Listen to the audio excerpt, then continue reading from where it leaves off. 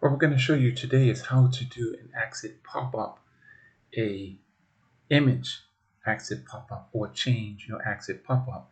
This was a template, I think. So when you do the exit pop-up, the video came up and I could not change it.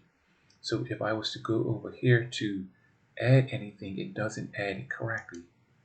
So if I want to add an image, look, see, it's gone. I cannot add an image. So how you do that is you go to exit pop-up, you would add it here, add an image. So that's my image. So you cannot get rid of this, as you can see. But when you scroll down here, you can see the trash can. You can get rid of this image here, but cannot get rid of that one there. The way you do that is hit this and scroll down. So you scroll down and now you can get rid of it.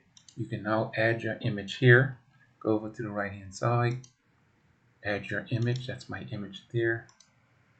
This is a summer promo. My action is go to website. So my website is I'm going to open that in a new tab. What that means is when you click on this, it leaves this website open. It creates another URL and it opens this somewhere else. So we're going to save it, publish it, and then here it is here. We exit pop up. There it is. We click on it and it goes to a link there. But if I close that, that page is still open.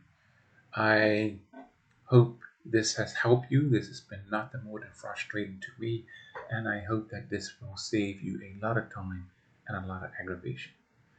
My name is Terrence Douglas Digital Agency. Don't forget to like, don't forget to subscribe.